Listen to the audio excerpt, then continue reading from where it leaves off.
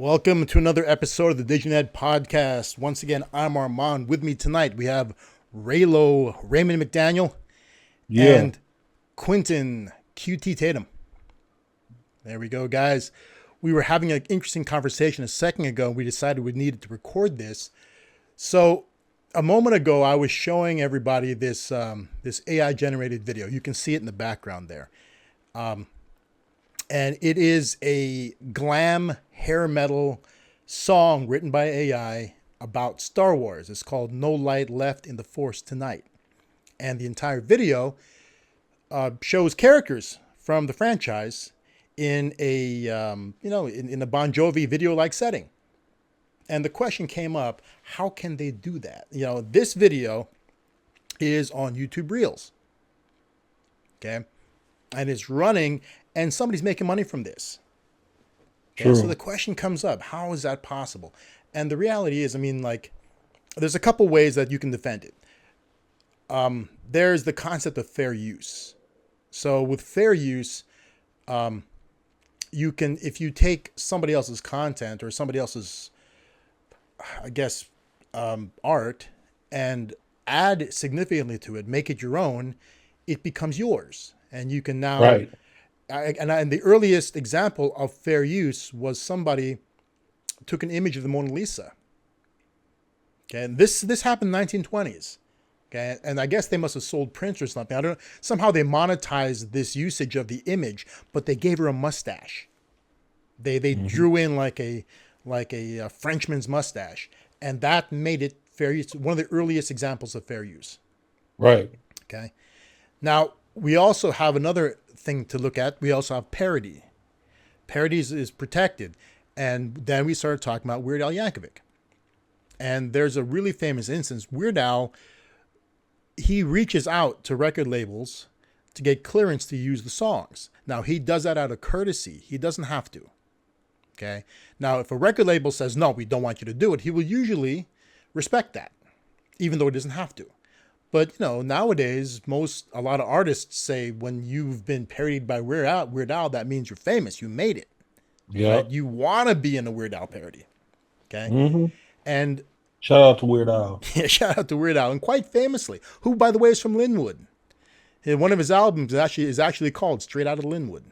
Straight out of Linwood. Yeah, Linwood, yep. Crazy motherfucker named Al. And that's his most successful album to date. Straight Out of Linwood contains the song White and Nerdy, which is his version of Riding Dirty. Riding Dirty, yeah. And it's pretty cool. That song actually surpassed the original in terms of rankings on the charts. What, at a particular time? No, it made it to a higher level than White and Nerdy ever did. On the pop charts, right? And surprisingly enough, so this is what's crazy. A lot of times his parodies, they create interest in the original work. So artists who he parodies see bumps in listening and sales. But quite famously, he reached out to a record label and got clearance, and he thought he had the artist clearance as well, and he made Gangster's Paradise into his version, which was Amish Paradise. And who did that again? Coolio. Coolio was actually quite upset about it initially.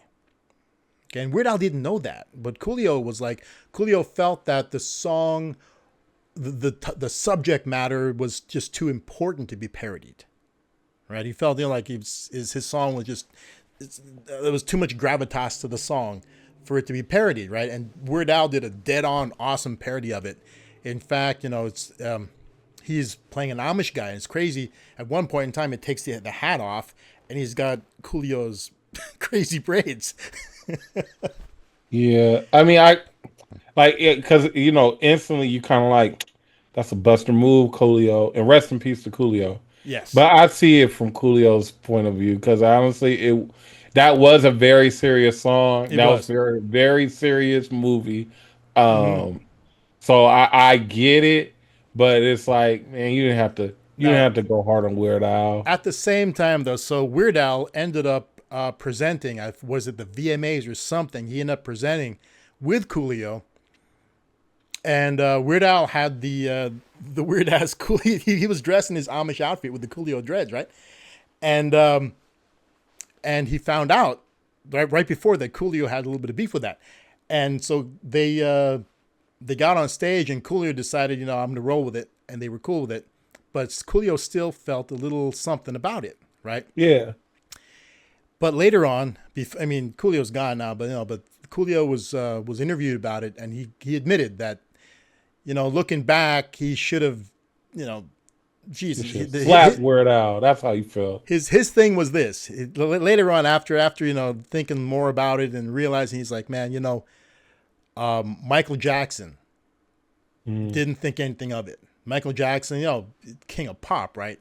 Coolio basically said, here's me, here's Michael Jackson. It's Michael Jackson. Michael Jackson had nothing to say about it, so he should have been cooler about it too. So prior to Coolio's passing, all was made right, and Coolio was good with it finally. But yeah, so parody is protected, and if you've ever seen a Weird Al song, you know that pretty much it is the original song. And that's kind of funny because when you think about it, like consider this. You guys remember Vanilla Ice, right? Yeah. Okay. Vanilla Ice didn't get clearance to use the bass line from the song was Pressure from Queen and David Bowie. Oh yeah. Yep, that one. And so the label sued for it, and they won, and a huge chunk of his profits had to go to them now. You know what? I was just watching an interview about a producer where he was talking about he don't do samples just because of that. Mm-hmm. Like Sting. So yes. It was Sting. It was a rapper named, like, he's done it on a couple occasions, but most recently it was a rapper named Juice WRLD, and he took I forgot the name of the original song, but he remade it, and it was called oh God, I don't know, forgot the name of these songs.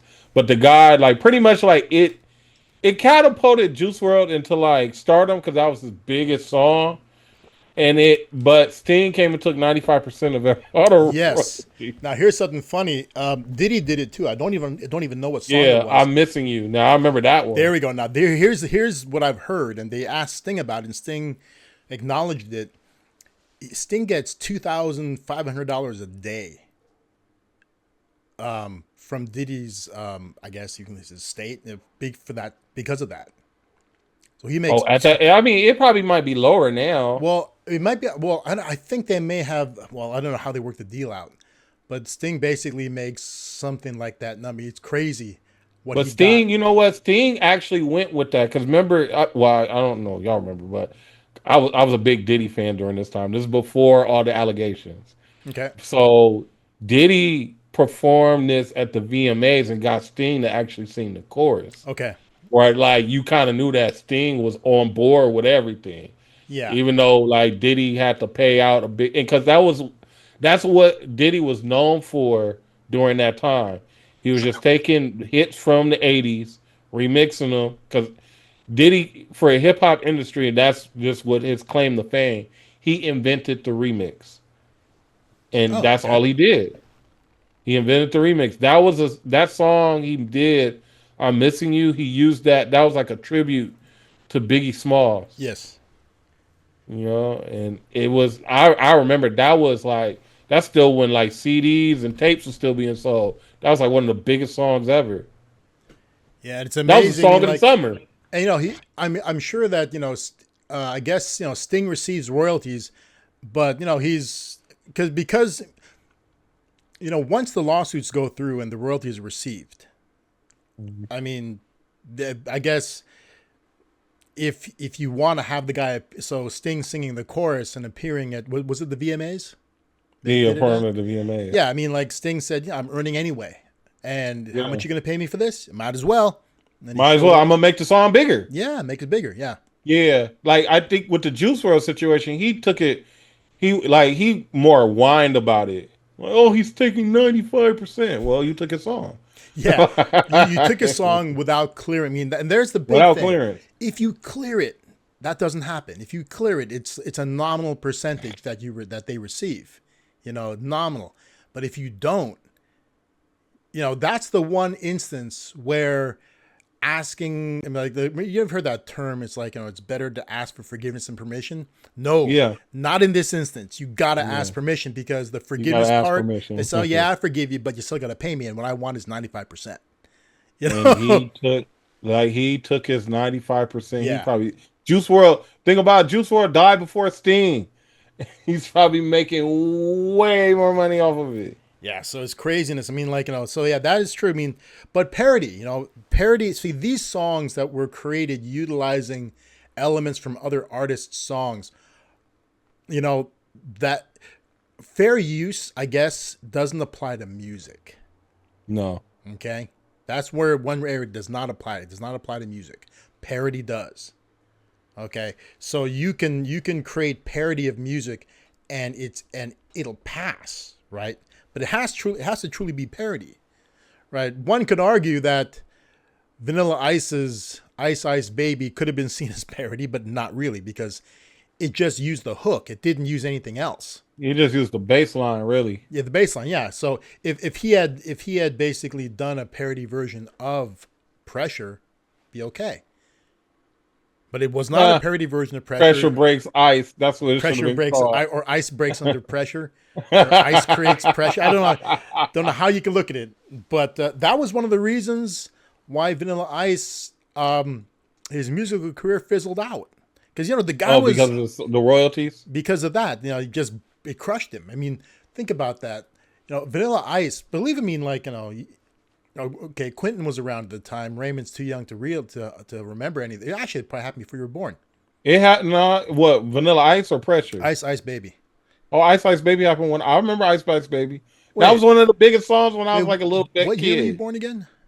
87. Oh yeah, so you were alive. Okay. Yeah, I was like in kindergarten. That was like 91 or 92 or something like that. Yeah, I remember that was like kindergarten. That was massive. Big song. I mean, it was a big song. I mean, it was big. I mean, and Vanilla Ice was boom. He was out there in the scene, and it was huge. He was the next white rapper, right? He was the only white rapper. No, was he the only at the time? Well, Beastie Boys. No, I take that back. Really, the most major at that time. He was the biggest. The Beastie Boys were out already. The Beastie Boys. There was New Kids on the Block. Wait, no, New Kids on the Block weren't rappers. That's a. Oh, I'm sorry. Band. Who was Marky Mark with? The Funky Bunch, but that's also a boy band. Yeah. Marky Mark. I thought they was rappers. Bunch. Well, no, he rapped in one song. What was that? Good Vibrations. Everlast, was he around? Good. Okay, yeah. House of Pain. House of Pain with Everlast. Yeah, that. Wait, no. Was Everlast in House of Pain? Yeah, but they weren't that as big as Vanilla Ice. Wait, so what year was Jump Around? What was that? House of Pain was big. Everlast. I can't recall what year that was, but yeah, but they were nothing like Vanilla Ice. Vanilla Ice was like, see, Vanilla. What year was it? House of Pain was 1990. So Jump Around was 1990. The song.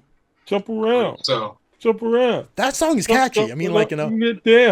Yeah, and jump. But Jump Around was 92. Jump Around's 92. But Vanilla Ice, Ice Ice Baby, that thing was. I mean, it went fully mainstream, right?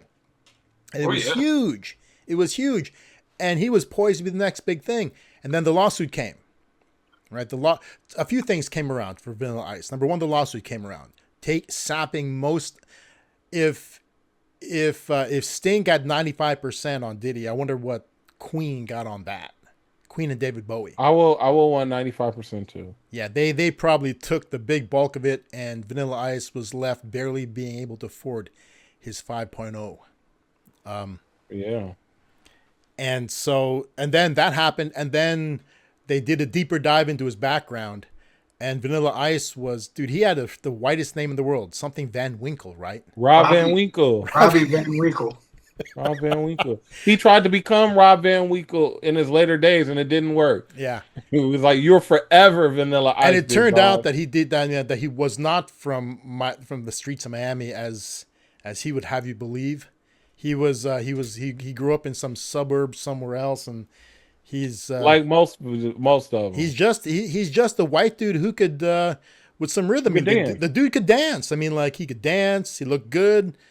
He could rap. He man, he. I mean, I'm not going to say he can rap. He just made a nice song while he was rapping on it, and it blew up. Like it was. That was one of the biggest songs ever. It was. Dude, I still love that song. I mean, like that's like a guilty pleasure. Dude, like my guilty pleasures are two things: Vanilla Ice and Milli Vanilli. I was a freshman in college in the times of Milli Vanilli. And they didn't even sing. They didn't even sing any of the song. I look at Milli Vanilli as a concept, not as the two guys.